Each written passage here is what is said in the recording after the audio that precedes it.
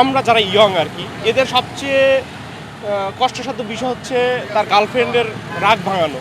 But আমার কাছে রাগ ভাঙানোর চেয়ে এখন তেল পাওয়াটা বেশি কষ্টসাধ্য। আমি 6টায় আসছি এখানে, 6টায় আসে, এখন 11টা বাজে। তো এখন আমি তেল পাই না, হয়তো আরও 1 ঘন্টার মতো সময় লাগবে আমার। তো কষ্টসাধ্য বলতে এই রোদের মধ্যে এর কষ্ট তো হয়তো কাউকে বুঝাতে পারবো না যে কী কষ্ট। ঠিক আছে, এখন এই সংকটটা কেন আমরা নিজেরাও বুঝতেছি না। ঠিক আছে, আমার তো তেল প্রয়োজন, আমার প্রতিদিনই তেল প্রয়োজন, অফিস টু বাসা যাতায়াতের জন্য আমার প্রতিদিনই তেল প্রয়োজন। তেল আমাদের বাংলাদেশে অভাব নেই। আমাদের এখানে সরকার বলে নাই যে তেল আমাদের সংকট আছে। আল্লাহর রহমতে ভালো মজুদ আছে আমাদের, কিন্তু কেন এরকম সংকট দেখাচ্ছে? এটা সিন্ডিকেট বলবো না অন্য কিছু বলবোটা কি?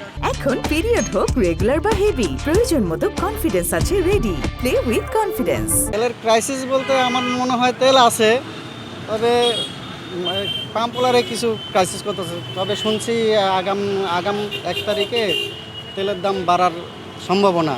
হয়তো ওই সম্ভাবনার কারণে তারা সম্ভবত স্টক করতেছে। তা যেহেতু রোডে যেভাবে গাড়ি দেখা যাচ্ছে যে প্রচুর গাড়ি আসতেছে, কিন্তু এই তেল যাচ্ছে কোথায়, কিন্তু তারা স্টক করতেছে।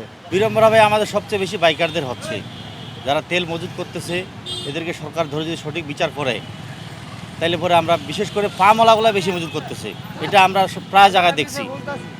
পামওয়ালাগুলো যাদের যদি অন্য কোথাও তেল না দেয় তাহলে আমরা ঠিক পাবো। মহাখালী ব্রিজের গোড়ার থেকে সিরিয়াল ধরছি ট্রাস্টের এই পর্যন্ত, এখন বাজে হচ্ছে আপনার 10টা 18।